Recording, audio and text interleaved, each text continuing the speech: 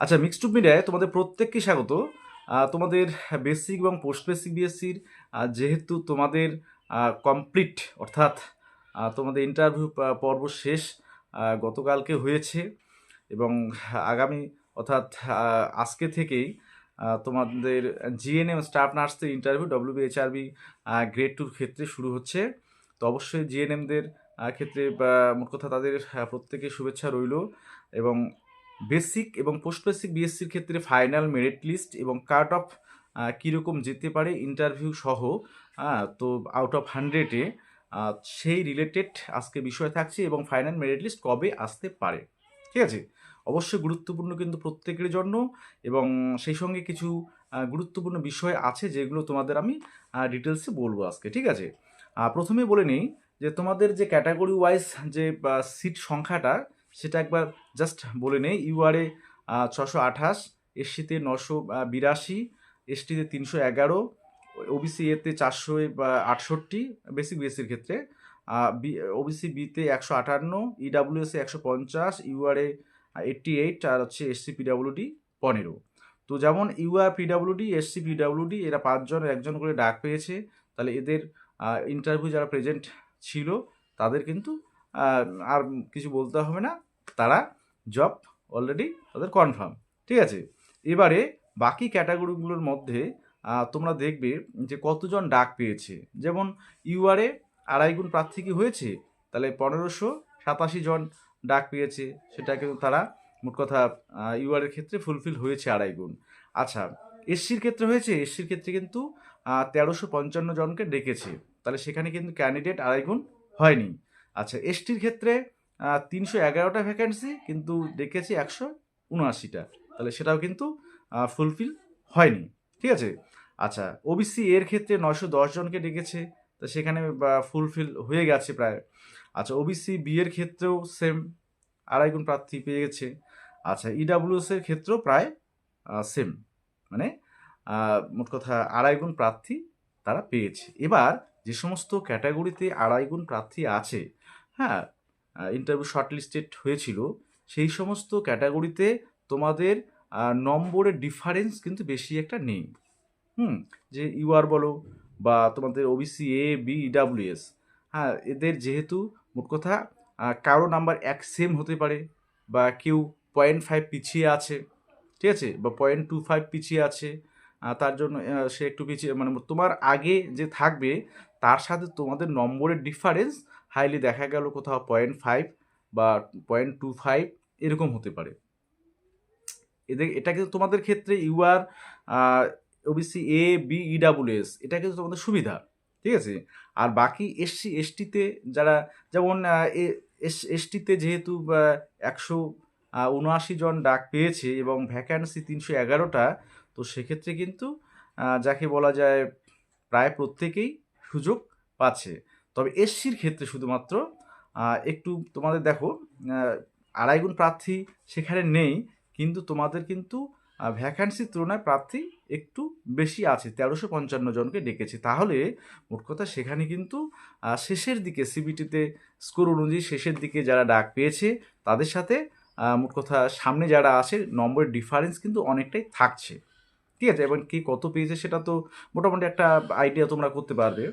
তো আমি যাই হোক কাইন্ড অফ আগে বিষয়টা বলে নেই, তারপর মেনলি এসসি বিষয়টা বলছি, কারণ এসটির ক্ষেত্রে কিছু বলার নেই, যেহেতু ভ্যাকান্সির তুলনায় ক্যান্ডিডেট সংখ্যা খুব কম। আচ্ছা, এবার তোমাদের ইউআর এর ক্ষেত্রে তোমাদের নম্বরের ডিফারেন্স তোমাদের প্রত্যেকেরই কিন্তু 50-50 সুযোগ আছে।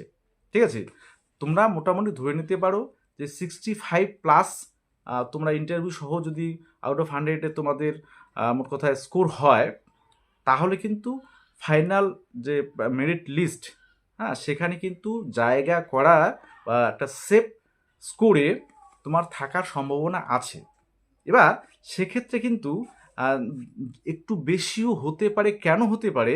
কারণ ইউআর ক্যাটাগরির ক্ষেত্রে কিন্তু ক্যান্ডিডেটগুলো অনেক এবার বৃদ্ধি পেয়েছে, কারণ তোমরা দেখেছিলে যে ওবিসির ক্ষেত্রে সার্টিফিকেট রিলেটেড ইস্যুর কারণে অনেকে কিন্তু ইউআরে কনভার্ট হয়েছে।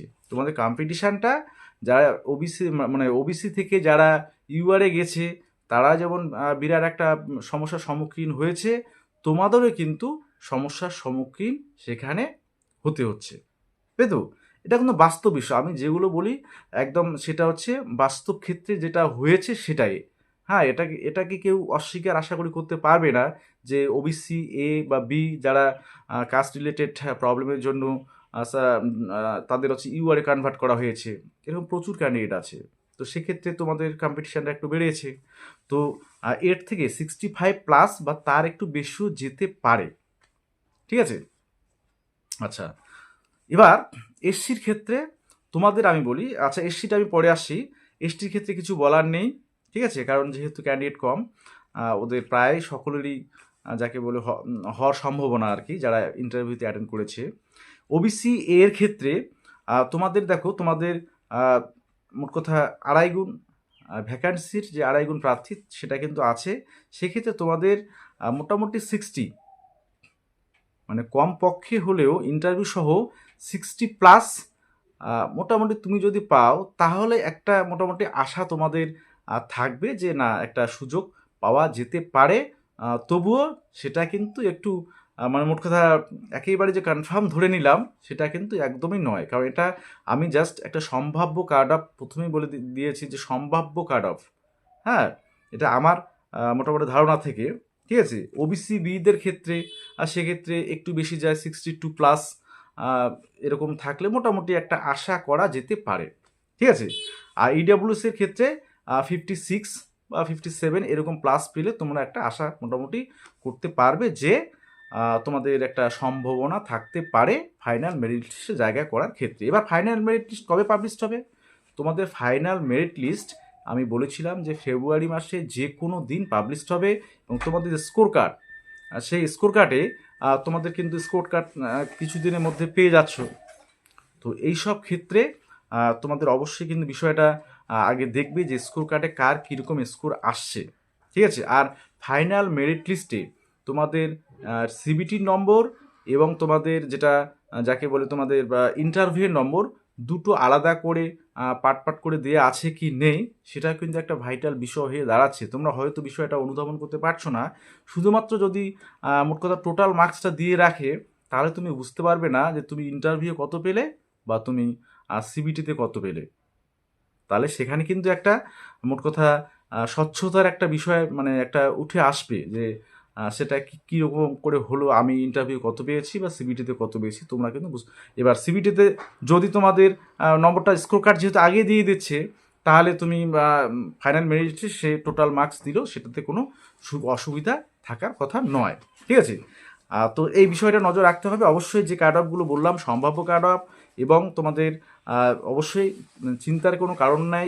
মোট কথা UR, OBC A, B, EWS প্রত্যেকেরই 50-50 চান্স, ঠিক আছে? যাদের ইন্টারভিউ একটু ভালো হয়েছে তারা মোটামুটি আশা করতেই পারো, যাদের মোটামুটি হয়েছে তারাও আশা করতে পারো, আর যাদের একটু খারাপ হয়েছে কিন্তু যদি তারা সিবিটিতে বেশি মোট কথা নম্বর পেয়ে থাকে, তাদের ক্ষেত্রে কিন্তু সুযোগ থাকছে, ঠিক আছে? তাহলে প্রত্যেকেরই কম বেশি সুযোগ আছে যে ফাইনাল মেরিট লিস্টে জায়গা করার ক্ষেত্রে। এই জিনিসটা প্রত্যেকে মাথায় রাখবে, ঠিক আছে? সকলে ভালো থাকবে, সুস্থ থাকবে। অবশ্যই তোমাদের শুভেচ্ছা রইল আগাম, এবং যে কোনো দিন এবং অন্যান্য যে এক্সামগুলো চলছে সিবিটি, সিএইচও এবং সিএইচও যে ভেরিফিকেশান বলো বা এক্সাম বলো, এগুলো প্রিপারেশান নাও। অযথা এই বিষয়গুলো নিয়ে বেশি মাথা ঘামাবে না, ঠিক আছে? নাহলে বাকিগুলো এক্সামের উপর কিন্তু এফেক্ট পড়বে, ঠিক আছে?